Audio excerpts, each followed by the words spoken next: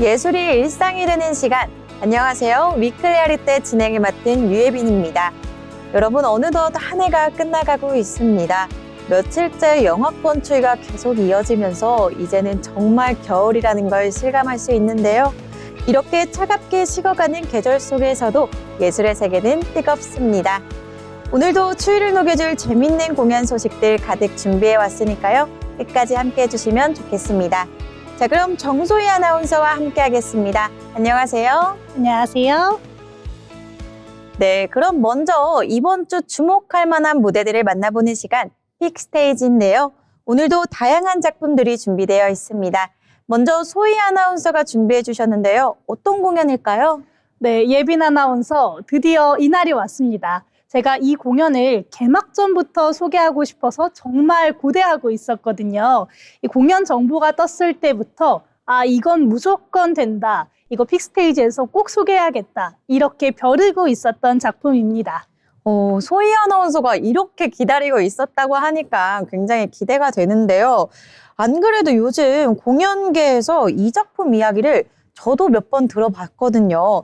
제목부터 심상치가 않잖아요. 한복 입은 남자죠? 네, 맞습니다. 이 저의 사심과 기대를 가득 담아서 준비한 오늘의 뮤지컬, 조선의 천재과학자 장영실의 미스터리한 비하인드를 다룬 창작 뮤지컬, 한복 입은 남자입니다. 네, 이렇게 한복 입은 남자, 사실 이 제목이 제가 알기로는 루벤스의 유명한 드로잉 작품 제목이거든요.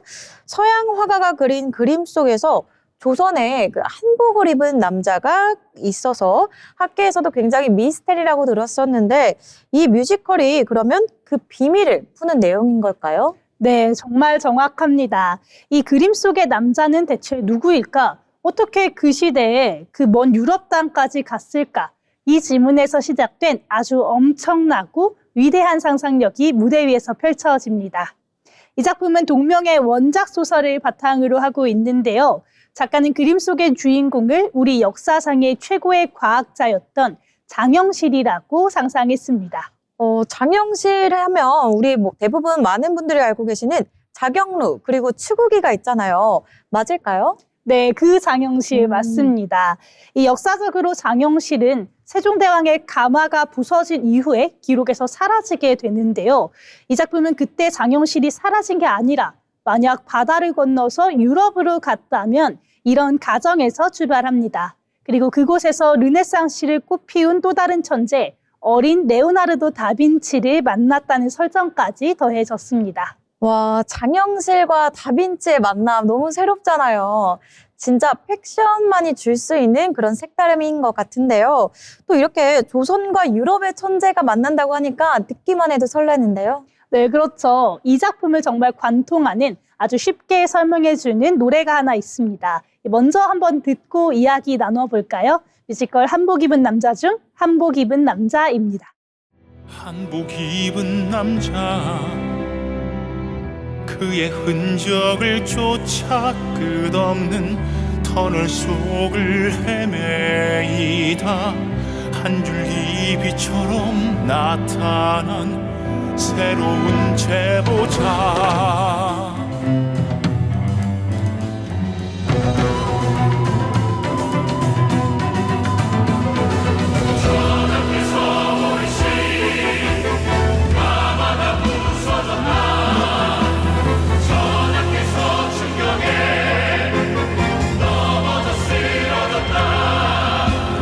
가만히 서린 누군가의 일기 신비로운 비망록의 주인 역사 속에 묻힌 비밀 역사마저 숨긴 진실 이 세상을 뒤집을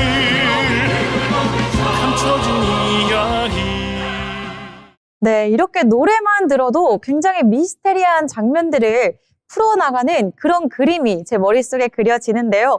또 노래를 들어보니까 굉장히 웅장하게 느껴집니다. 네, 그렇죠. 이번 작품 같은 경우에는 이 충무 아트센터 개관 20주년 기념작이자 마타아리 웃는 남자 같은 대작을 만들었던 EMK 뮤지컬 컴퍼니의 야심작입니다. 제작진들이 이 작품을 만들기 위해서 개발 중이었던 다른 모든 작품을 멈췄다는 이야기까지 전해지는데요. 엄홍현 프로듀서가 원래는 다빈치를 주제로 하는 뮤지컬을 기획을 하다가 우리는 왜 다빈치에 대해서는 잘 알면서 장영실은 생각보다 잘 모를까? 이런 생각에 부끄러움을 느꼈다고 해요. 그래서 가장 한국적인 이야기를 만들자 이렇게 결심을 하고 이 프로젝트에 올인을 했다고 합니다. 이렇게 이야기를 들어보니까 그 진정성이 느껴지는데 사실 저희도 장영실의 발명품 이 정도만 알지 그분의 삶이나 고뇌에 대해서는 생각해 본 적이 없잖아요. 그럼 무대도 굉장히 전통적으로 꾸며졌을 것 같아요. 네, 맞습니다. 제가 이 작품을 기다렸던 여러 가지 이유 중에 하나가 바로 이 무대 때문인데요. 이번 무대의 핵심은 수묵화 그리고 겹침의 미학입니다. 보통 대형 뮤지컬들이 좀 화려하고 꽉 차 있는 무대를 보여준다면 이번에는 한국의 고유의 미죠. 여백의 미를 살리면서도 겹겹이 쌓인 한국의 아름다움을 보여줍니다. 특히나 이 조선의 기와 지붕을 모티프로 해서 유려한 곡선미를 살렸다고 합니다. 네, 이렇게 사진만 봐도 굉장히 그 특유의 그윽하고 운치 있는 분위기가 느껴지는데요. 그럼 이제 이 막은 배경이 유럽이잖아요. 분위기가 이전과는 확 달라질 것 같아요. 네, 맞습니다. 아주 그 대비가 드라마틱한데요. 1막에 있던 조선이 수묵화 같은 느낌이라면 2막 유럽은 거친 유화 같은 질감으로 표현을 했습니다. 이 하늘을 찌를 듯한 높은 기둥과 과장된 조각상들을 배치를 해서 타지에 떨어졌을 영실이 느꼈을 압도감과 외로움을 시각적으로 구현해냈다고 합니다.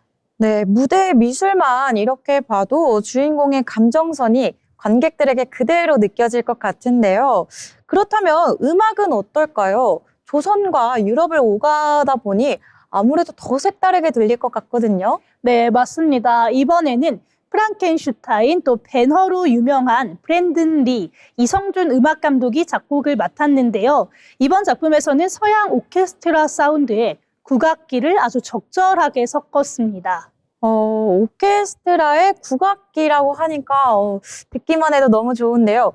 그렇다면 퓨전 사극 느낌인 걸까요? 네, 약간 그런 느낌이 날 것 같죠. 비슷하지만 조금 더 디테일이 살아 있습니다. 예를 들어서 왕이 등장할 때는 대취타라던가 태평소로 위엄을 보여주고요. 장영실이 발명품을 만들거나 금속을 다룰 때는 꽹과리 소리를 입혔다고 합니다. 꽹과리가 아무래도 금속성 악기이다 보니까 굉장히 쨍한 소리가 나잖아요. 그래서 이런 부분이 발명품의 그런 느낌을 줄 수 있을 것 같은데 아이디어가 엄청난 것 같습니다. 네, 맞습니다. 거기에 더해서 이 장영실이 원래 부산 동래 출신이라는 점에 착안을 해서 밀양아리랑의 선율을 테마로 쓰기도 했고요. 또 이성준 감독 특유의 웅장한 멜로디에 우리 소리를 입혔기 때문에 이 가슴이 웅장해지다 못해 뜨거워지는 경험을 하실 수 있을 것 같습니다. 네, 그리고 제가 기대했던 또 다른 포인트, 바로 배우들입니다. 이번 작품의 독특한 점은 주연 배우들이 모두 1인 2역을 맡았다는 건데요. 600년 전의 과학자 장영실과 이 현대에서 진실을 파헤치는 학자 강배 역할에는 박은태, 전동석, 고은성 배우가 캐스팅됐고요. 그리고 세종대왕의 현대 방송국 진석 역에는 카이, 신성록, 이규형 배우가 함께합니다. 와, 이렇게 라인업이 진짜 어마어마하네요. 박은태, 전동석, 그리고 고은석, 또 여기에 카이와 신성로, 이규형 배우까지 있으니까 누구 회차를 봐야 할지 벌써부터 머리가 아픕니다. 이렇게 다들 믿고 보는 배우시잖아요. 네, 맞아요. 저도 그래서 벌써부터 사실 고민을 하고 있는데요. 그렇지만 이 과거와 현대를 오가면서 연결고리를 찾아가는 배우들을 본다면 그 누구로 봐도 티켓값이 아깝지 않을 것 같습니다. 특히나 이 작품의 경우 조선을 떠나서 평생 동안 타지에서 고향을 그리워했을 인간 장영실의 고독을 아주 깊게 다루고 있다고 하는데요. 박은태 배우가 노래를 연습하다가 정말 오장육부가 뒤틀리는 것 같은 그런 괴로움과 외로움을 느껴서 펑펑 울었다고 하는데요. 박은태 배우의 목소리를 듣는 장영실의 슬프고 절절한 고백, 그리웁다 함께 듣고 오도록 하겠습니다. 아무리 내려놓아도 사그러들지 않아서 괜찮다 속여봐도 시간이 멈추어선다. 아무리 받아들여도 익숙해질 수 없어서 그립고 그립다. 언젠가 살아있음의 이유를 알게 되는 나. 가만히 기다리면 편안해질 수 있을까. 답을 찾지 못한 채 어디로 가야 하는가. 어렵고 어렵다. 한치 앞도 모르겠다.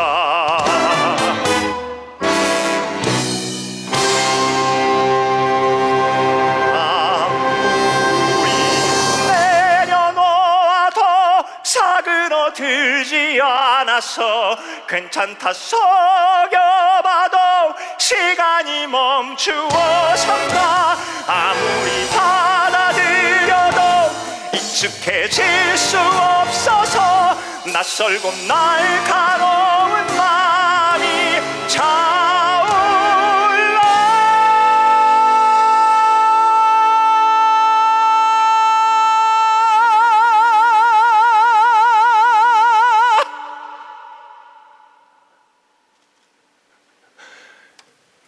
아무리 흘려보내도 지겹게 파고들어와 어느새 처음으로 다시 돌아가.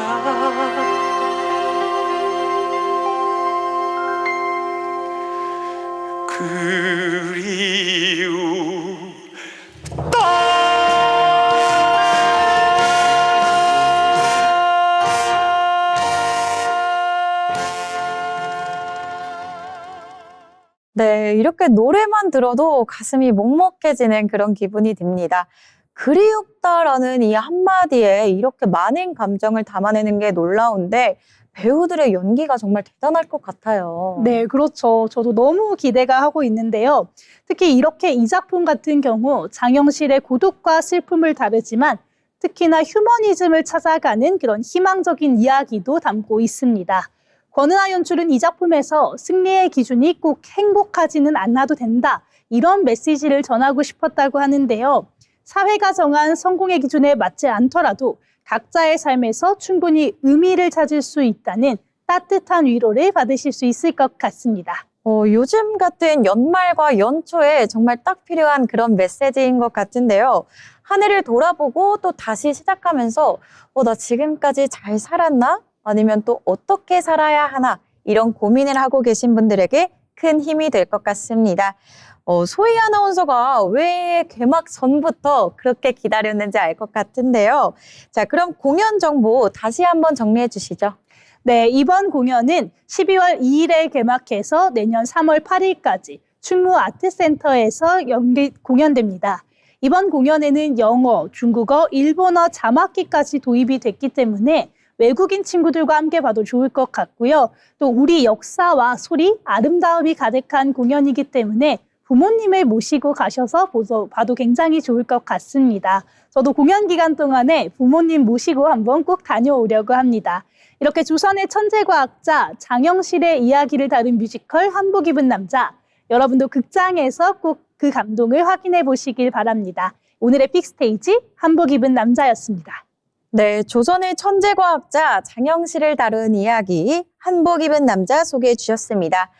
이렇게 소희 아나운서는 오늘 픽스테이지에서 한복, 기와 이렇게 다양한 전통적인 뮤지컬을 소개해 주셨는데요. 오늘 제가 준비한 공연도 우리나라 전통을 재해석한 작품입니다. 오늘은 우리나라 전통을 발레로 해석한 작품인데요. 먼저 소희 아나운서 넷플릭스 시리즈 K-팝 데몬헌터스 혹시 보셨나요? 너무 재밌게 봤습니다. 사실 정말 인기가 엄청났잖아요. 저도 그 골든 노래에 빠져서 엄청 많이 듣고 다녔던 것 같아요. 또 사자보이즈 너무 멋있었잖아요. 맞아요. 사자보이즈를 절대 빼놓을 수 없었죠. 저도 사자보이즈한테 굉장히 빠져 있었는데 오늘 작품 속 넷플릭스 작품 속 사자보이자 의상을 혹시 기억하고 계실까요? 의상이요? 제 기억으로는 거의 그 저승사자 복장, 검은색의 어두웠던 기억이 있는데요. 또 약간 한복 같은 느낌이었죠?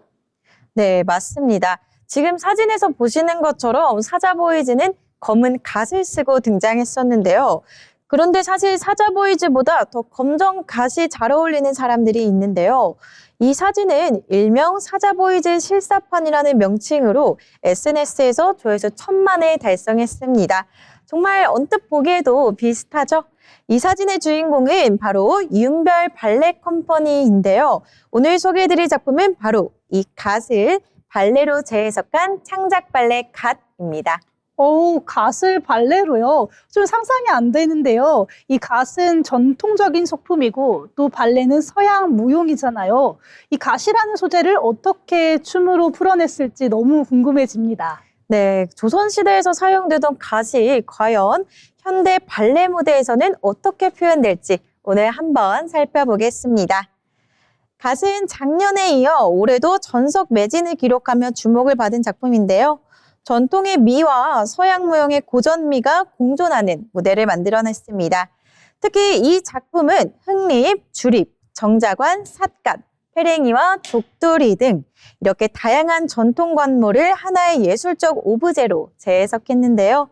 저희가 그동안 소개해드렸던 고전 발레를 보시면 보통 하나의 이야기를 갖고 서사대로 흘러갔는데요. 그런데 윤별 발레 컴퍼니의 공연은 다른 내용을 갖고 있는 작품들이 하나로 모인 공연입니다. 지금 소개해 주신 내용을 보니까 다 다른 갓들이네요. 그런데 이 전통 갓 같은 경우에는 하나하나 의미가 다 다르잖아요. 그 상징을 잘 살렸다는 것 같은데 그럼 이번 작품의 감상 포인트는 어떤 걸까요? 네, 그래서 이 공연에서는 더 큰 매력을 느낄 수 있는 건데요. 첫 번째로는 갓을 활용한 의상과 움직임입니다. 흑립, 주립, 족두리, 놀부 등 이렇게 다양한 갓들을 완벽하게 표현해내기 위해서 각자의 선과 쉐입을 춤동작에 녹였다고 합니다. 두 번째로는 국내외 정상급 무용수가 대거 참여했다는 점인데요. 특히 엠넷에서 스테이지 파이터 큰 사랑을 받았던 무용수죠. 강경호, 정성욱 무용수가 출연해 화제가 됐습니다. 이 외에도 세계 무대에서 활동 중인 무용수들도 대거 참여하면서 작품의 스케일이 매우 크다는 점도 한번 확인해 볼 수 있겠습니다. 세 번째로는 음악이 있습니다. 북이나 징, 가야금, 피리 등 전통악기와 신지사이저 기반 전자음악이 결합된 창작 음악을 감상할 수 있는데요. 특히 최민지 작곡가가 참여해서 굉장히 모던하고 세련된 사운드를 만들었다는 평가를 받았습니다. 자, 그럼 먼저 댄스 필름을 함께 짧게 보신 후 이야기 나눠보겠습니다.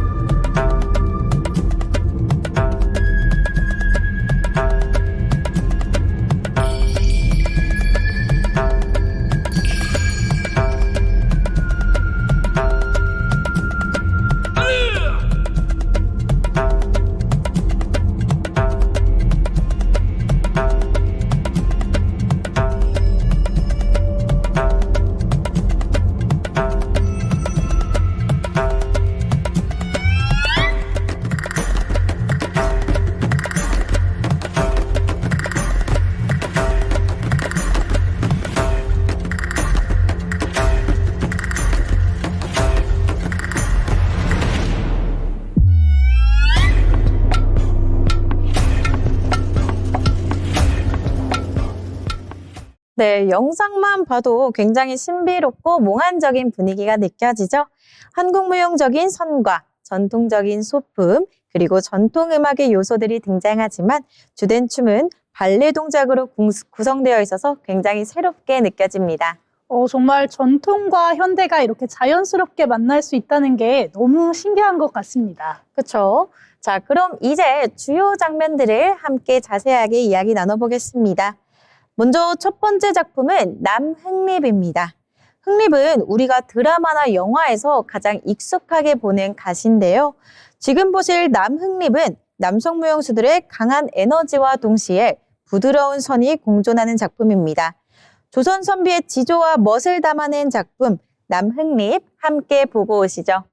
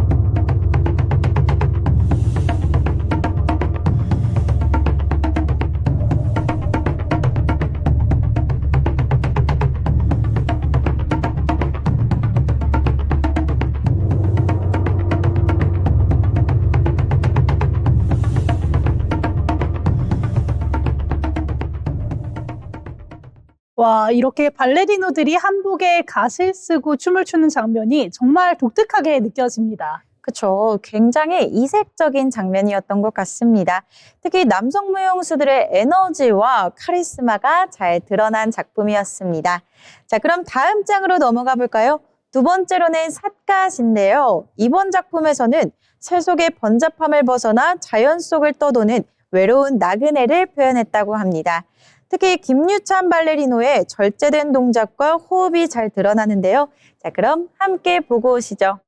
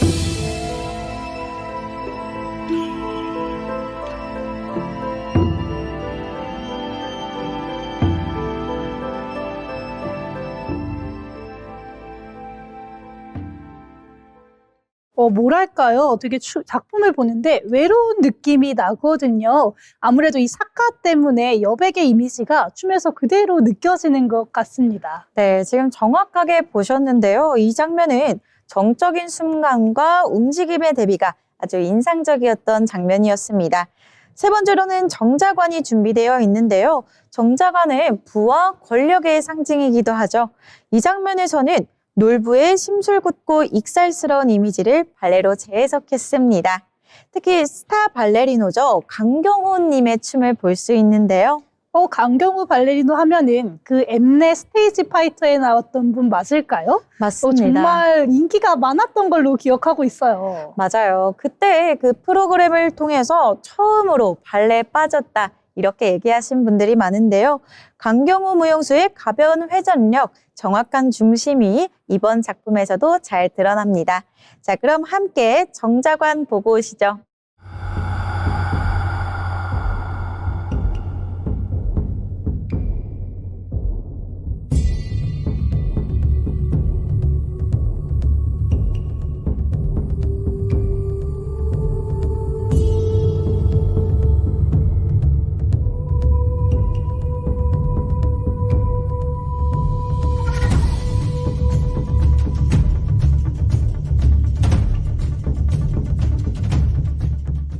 네, 정말 많은 팬분들이 또 한 번 강경호 발레리노한테 빠질 것 같은데요. 이렇게 무용수들이 계속 손에 들고 있는 게 혹시 곰방대일까요? 네, 맞습니다. 이번 장면에서는 무용수들이 곰방대를 들고 춤을 추면서 놀부의 특색을 잘 살려냈습니다.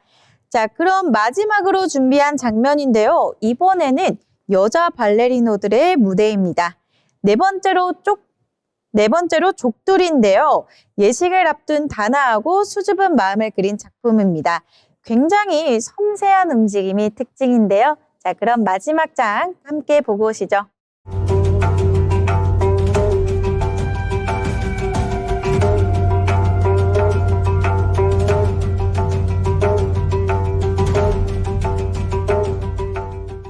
네, 정말 족두리를 쓰고 발레를 하는 모습이 굉장히 이색적으로 느껴집니다.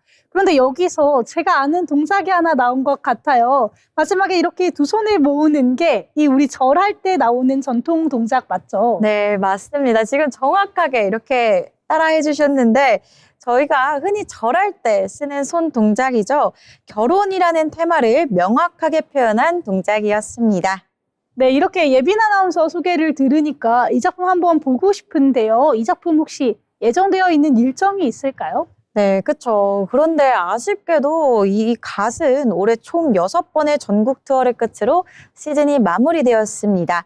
하지만 윤별 발레 컴퍼니의 새로운 공연이 2026년에 예정되어 있습니다. 바로 신년 갈라 콘서트 뉴갈라 2026인데요. 이번 공연은 피아니스트 손여름을 중심으로 세계 연주자들이 모인 고잉 홈 프로젝트 오케스트라와 함께합니다. 2026년 1월 10일 토요일 고향 아람누리에서 열리는데요. 고전 클래식부터 SM 클래식에 K 뮤직까지 이렇게 세대를 잇는 다채로운 레파토리가 준비되어 있고요. 소프라노 홍혜란, 색소포니스트 브랜드 최 등 최고의 협업진도 함께합니다. 그리고 무엇보다 오늘 소개해드린 갓 신드롬의 주인공 윤별 발레 컴퍼니가 출연한다는 점이 가장 기대가 되겠는데요. 한 해를 새롭게 시작하는 1월 뉴갈라 2026과 함께 준비해 주셔도 좋을 것 같습니다. 자, 그럼 지금까지 소개해드린 공연과 관련된 인물을 알아보는 시간, 픽피플 시간입니다. 먼저 소희 아나운서는 어떤 분을 준비해 주셨을까요? 네, 오늘 저는 우리 뮤지컬계에서 또 믿고 보는 배우 중에 한 명이죠. 은언니, 은짜르트, 은괴 이렇게 별명 부자이자 노력의 아이콘 박은태 배우를 소개하려고 합니다. 와, 박은태 배우님, 사실 뮤지컬을 좀 본다 하시는 분들은 이분의 노래를 한 번도 안 들어본 분은 없을 것 같은데요. 저도 예전에 박은태 배우님의 샤우팅을 듣고 고막이 뚫리는 그런 경험을 한 적이 있습니다. 네, 진짜 고막이 뚫린다는 그 표현 너무 맞는 말인데요. 이렇게 맑은 미성에 찌를 듯한 고음, 또 그러면서도 흐트러짐 없는 탄탄한 발성이 박은태 배우의 트레이드 마크입니다. 그런데 예빈 아나운서, 혹시 박은태 배우가 원래는 연기 전공이 아니었다는 사실 알고 계셨나요? 전혀 몰랐어요. 왜냐하면 사실 노래도 그리고 연기도 다 완벽하시잖아요. 그래서 저는 당연히 성악이나 연기 전공일 줄 알았는데 그러면 원래 전공은 어떤 거였을까요? 놀라지 마세요. 무려 한양대학교 경영학과 출신입니다. 이렇게 공부까지 잘했던 정말 뇌생남이었는데요. 2001년 강변가요제에서 동상을 받으면서 노래 실력을 인정받게 됐는데 뮤지컬 데뷔는 2006년에 라이온킹의 앙상블, 그러니까 배역 없는 코러스로 출연을 하기 시작했습니다. 경영학과는 진짜 상상도 못했습니다. 정말 놀라운 반전인데요. 그러면 방금 말씀하신 것처럼 앙상블에서부터 시작해서 지금의 대극장 주연까지 올라오신 거잖아요. 정말 드라마 같은 이야기인데요. 네, 정말 한편의 드라마 같죠. 이렇게 지금의 박은태 배우를 있게 한 전설적인 사건이 있는데요. 바로 2010년 뮤지컬 모차르트 초연 당시에 원래 박은태 배우는 주연 배우의 언더스터디, 그러니까 대역이었습니다. 그러니까 무대에 설 기회조차 없는 그런 확실하지 않았던 역할이었던 거죠. 대역으로 먼저 섰었던 거군요.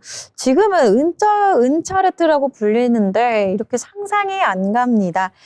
네, 그렇죠. 우리 유명한 말 중에 준비된 자에게 기회가 온다 이런 말이 있는데 이 주연 배우의 부상으로 박은태 배우가 급하게 무대에 서게 됐는데요. 거기에서 그야말로 포텐을 터뜨리게 됩니다. 당시 엄청난 연습량과 캐릭터 분석을 본 동료 배우들이 자신의 회차를 박은태 배우한테 양보해 줄 정도로 감동을 했다고 해요. 그렇게 단 7번의 공연만으로 대중들한테 박은태라는 이름을 각인시키게 됩니다. 와, 동료들이 회차를 양보할 정도면 정말 얼마나 치열하게 노력했는지 안 봐도 알 것 같거든요. 네, 맞습니다. 이렇게 박은태 배우를 스타덤에 올려놓은 그리고 지금까지도 레전드로 불리는 그 곡 먼저 한번 들어봐야 되겠죠. 박은태라는 이름을 세상에 알린 곡입니다. 뮤지컬 모차르트의 내 운명 피하고 싶어 함께 보고 오도록 하겠습니다. 난 알고 싶어 어떻게 그림자 잃고 어떻게 모두 포기해 어떻게 양심 배반한 채 자기 자신 거부해 어떻게 살아 자신의 길에서부터 어떻게 그림자로 더내고 그 자유 잡겠나 숨 막히는 두려움 짓누르는 어깨 질문에는 침묵만 아무도 대답하지 않구나 볼 수 없는 찰나 숨 막히는 순간 날 따라오는 그림자 언젠가 날 죽이고 말 거야 어떻게 분명 거부해 어떻게 자신을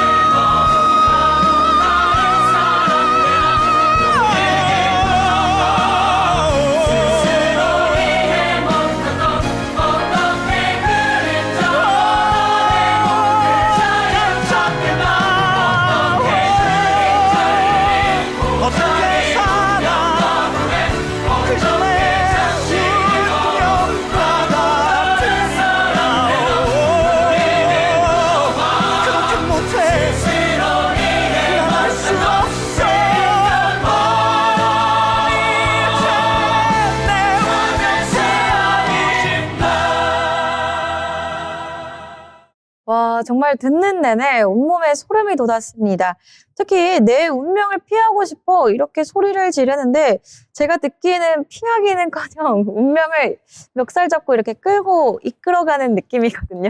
네, 표현 정말 너무 적절한데요. 정말 이 천재 음악가의 고뇌가 그대로 느껴지는 듯하죠. 사실 박은태 배우는 이렇게 남자 배우들이 가장 힘들어한다는 3대 고난도 넘버를 완벽하게 소화하는 걸로 유명합니다. 방금 들었던 이 모차르트뿐만 아니라 프랑켄슈타인의 난 괴물, 그리고 이 작품 빼놓을 수 없죠. 뮤지컬 지저스 크라이스트 슈퍼스타의 겟세마네입니다. 예전에 저희가 한번 여기서 본 적 있는 것 같거든요.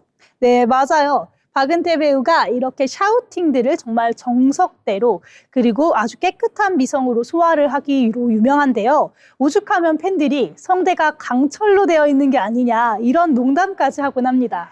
강철 성대가 굉장히 잘 어울리는 것 같은데 저도 항상 놀라는 게 평소 목소리가 굉장히 조근조근하더라고요. 그런데 또 여기서 노래만 시작이 되면 사람이 바뀌는 게 굉장히 신기합니다. 네, 맞습니다. 평소에는 정말 차분하고 예의 바른 그런 바른 생활 사나이 그 자체거든요. 그런데 박은태 배우에게 아주 유명한 별명이 하나 더 있습니다. 바로 은언니라고 불리는데요. 은언니, 혹시 그 예쁜 장발 머리 때문일까요? 네, 맞습니다. 머리 때문이었지만 정말 여장하는 캐릭터까지 갔습니다. 이렇게 사진 보이시나요? 2020년에 뮤지컬 킹키부츠에서 드래퀸인 롤라 역할을 맡았을 때입니다. 다들 많이 알고 계시는 뮤지컬이죠. 이렇게 화려한 화장과 빨간 부츠, 그리고 도도한 표정을 보니까 너무 예쁘지 않나요? 너무 신기하네요. 저분이 아까 그 예수님 역할을 하신 분이 맞나 싶은데요. 제가 이렇게 보니까 저보다 각선미가 더 예쁘신 것 같아요. 그렇습니다. 이렇게 팬들이 나보다 예쁘다, 이 걸그룹 티저인 줄 알았다 이러면서 충격에 빠지기도 했었는데요. 사실 박은태 배우가 노래 연기가 너무 완벽한데 춤이 조금 인간미가 있었습니다. 그래서 좀 뻣뻣하다 보니 은각목각이라는 그런 별명도 있었는데 이 작품을 위해서 춤 연습을 얼마나 많이 했는지 춤선까지 완벽하게 바꿔서 나왔다고 합니다. 와, 은각목각에서 춤신추망까지 이렇게 변신하는 게 쉽지 않은데 노력파라는 게 확실한 것 같습니다. 네, 이렇게 한계 없는 변신을 보여주고 있는데요. 단순히 겉모습만 바꾸는 게 아닙니다. 이 박은태 배우의 진가는 연기의 깊이에서 나오는데요. 특히나 인간이 아닌 존재, 그런 인외 캐릭터를 연기할 때 그 슬픔을 표현하는 능력이 정말 탁월합니다. 인외캐 전문 배우, 대체 어떤 역할일까요? 네, 이 작품은 제가 가장 좋아하는 뮤지컬이기도 한데요.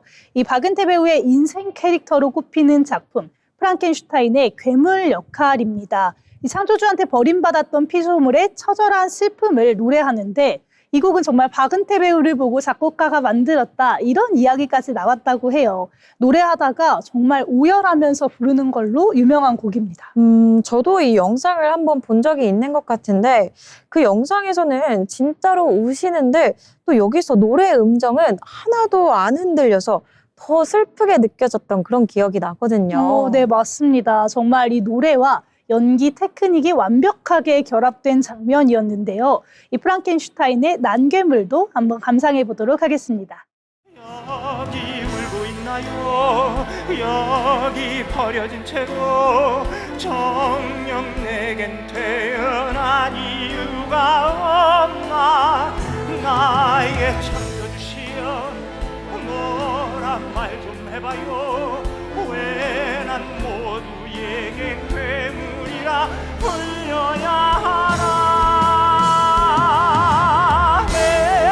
내게도 심장이 뛰는데 이 슬픔을 참을 수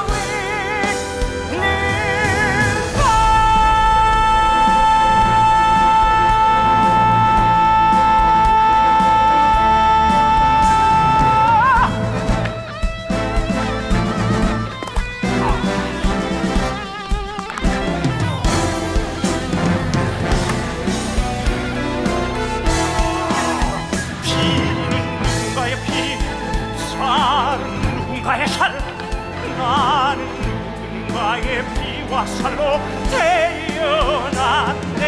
나의 신이여, 나의 창조주시여, 내가 받던 만큼 당신께 돌려드리리.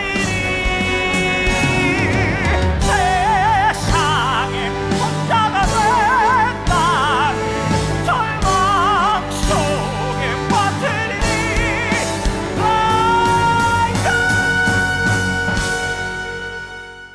와, 이렇게 짧게 봤는데도 굉장히 가슴이 먹먹해집니다.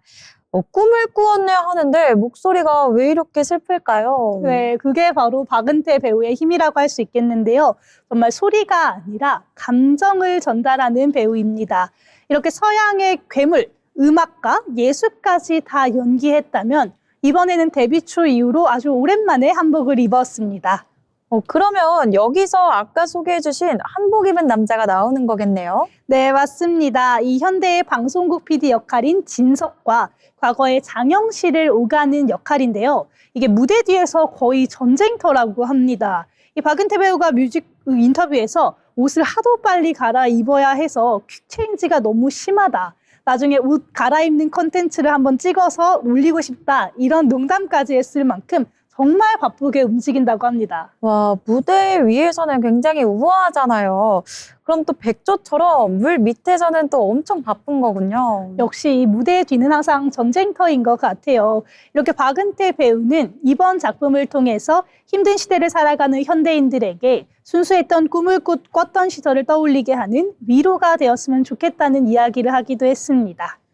네, 위로라. 박은태 배우님의 그 맑고 단단한 목소리로 위로를 건넨다면 정말 큰 힘이 될 것 같습니다. 네, 이렇게 항상 새로운 도전으로 관객들을 놀라게 만들지만 그 중심에는 언제나 성실함과 진심이 있는 배우. 그래서 우리가 그를 믿고 볼 수 있는 거겠죠. 오늘의 픽피플 뮤지컬 배우 박은태 만나봤습니다. 네, 이렇게 이야기만 들어도 성실함과 진심이 담겨지는 배우였습니다. 자, 그럼 이제 제가 준비한 피플인데요. 아까 픽스테이지에서는 윤별 댄스 컴퍼니의 공연 갓을 소개해드렸죠. 이번에는 그 작품을 만든 인물, 바로 윤별 발레리노를 소개하겠습니다. 이 갓 같은 작품을 만든 분이라고 하면은 정말 감각이 남다르실 것 같은데요. 어떤 분인가요? 네, 윤별 발레리노는 한국 발레계의 새로운 패러다임을 제시하고 있는 인물이다. 이렇게 정의할 수 있겠는데요. 2022년 윤별 발레 컴퍼니를 설립해 젊은 안무가들과 협업하며 신선하고 독창적인 무대를 만들어 왔습니다. 특히 전통 소재를 현대 발레 언어로 재해석하는 능력이 탁월해서 발레계에서는 새로운 흐름을 여는 창작자라는 평가를 받기도 했습니다. 그러면 이렇게 무대에서도 이미 유명하신데 작품을 만드는 창작자로서도 활발하게 활동하는 감독이기도 한 거네요. 이렇게 되게 다재다능한 인물인 것 같은데 윤별 감독은 어떻게 발레를 시작하게 됐을까요? 네, 윤별 감독의 발레 시작은 아주 이릅니다. 5살 때 부모님의 권유로 발레를 처음 접하게 됐다는데요. 본인도 기억이 안 날 정도로 자연스럽게 시작했다고 합니다. 하지만 재미있게도 그렇게 일찍 시작했음에도 한 번도 하기 싫다라는 마음은 든 적이 없다고 합니다. 5살이면 너무 아기잖아요, 사실. 근데 어릴 때부터 춤을 좋아했던 것 같아요. 그렇죠. 이렇게 춤을 좋아하던 소녀는 초등학교 1학년이 돼서 국립발레단 공연이죠. 고집쟁이 딸을 보고 발레에 완전히 매료됐다고 합니다. 그 이후 스스로 전공반에 들어가고 싶다라고 말하며 진지하게 발레를 선택했다고 하는데요. 또 여기서 한 가지 흥미로운 점은 부모님이 모두 미술 전공자라는 겁니다. 아버지는 조각가, 어머니는 화가셨는데요. 그러다 보니 두 분의 예술적 감각을 닮은 것 같다고 인터뷰에서 언급했습니다. 그렇게 본격적으로 발레를 시작한 윤별 감독은 선화예고 그리고 한국예술종합학교 실기과를 거치며 전통적인 발레 훈련을 받았고요. 재학 중부터는 이미 동아무용 콩쿠르, 잭슨 국제발레 콩쿠르, 헬싱키 콩쿠르 등에서 연달아 입상하며 두각을 드러냈습니다. 그리고 윤별 발레리노는 우루과이 소들의 국립발레단 출신 무용수인데요. 윤별 감독의 해외 진출 이야기는 정말 드라마틱합니다. 한예종 재학 중이던 2014년 국제 스칼라식 발레 콩쿠르에서 심사위원으로 온 전설적인 발레리노 훌리오 보카가 그의 워크숍 클래스를 보고 바로 같이 일하자며 직접 제안을 했다고 합니다. 와, 이렇게 이야기만 들어도 정말 실력이 엄청났던 것 같은데요. 그 정도면은 이 즉석에서 스카우트한 거 아닌가요? 맞죠. 그 자리에서 계약서까지 바로 작성을 했다고 하는데요. 졸업 후에는 바로 우루과이 소들의 국립발레단에서 활동을 시작을 하는데요. 그때 언어도 통하지 않아서 어려움이 있었다고 합니다. 하지만 일부러 룸메이트를 구하기도 하고 현지 친구들과 적극적으로 어울리며 점차 적응을 해나갔다고 합니다. 3년 가까운 해외 활동 후에 코로나19로 반강제로 귀국을 하게 되는데요. 당시에는 굉장히 힘들었지만 또 아이러니하게도 그 귀국이 지금의 창작자 윤별을 만든 중요한 전환점이 됐다고 합니다. 자, 그럼 여기서 윤별 발레리노의 작품을 한번 보고 가겠습니다. 화려한 점프와 턴이 눈에 띄는데요. 윤별 발레리노의 라바야데를 보고 오시죠.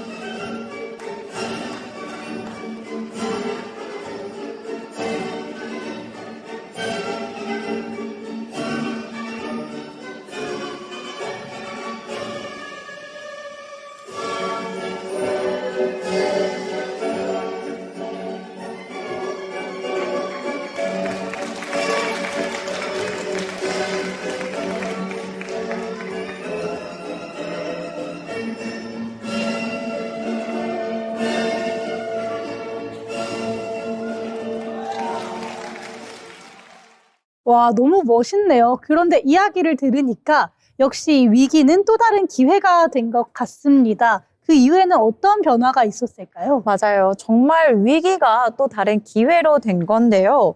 귀국 후에 윤별 감독은 코로나로 무대를 잃은 동료 무용수들과 함께 직접 공연을 만들어 보자는 생각으로 윤별과 친구들이란 프로젝트를 시작합니다. 처음에는 12명으로 시작을 했지만 3년 동안 계속 성장해서 마지막에는 무려 50명에 가까운 무용수가 참여하는 공연이 됐는데요. 공연 타이틀 선정부터 프로그램 구성, 조명, 음향, 그리고 홍보까지 전부 스스로 기획을 하면서 단순한 무용수를 넘어서 창작자, 프로듀서의 정체성을 확립한 시기였습니다. 이때부터 그야말로 그냥 춤추는 무용수가 아니라 무대를 만드는 예술가로 성장한 거라고 볼 수 있겠네요. 네, 그쵸. 또 윤별 발레리노 하면 작품 안중근 천국에서 춤을 빼놓을 수 없는데요.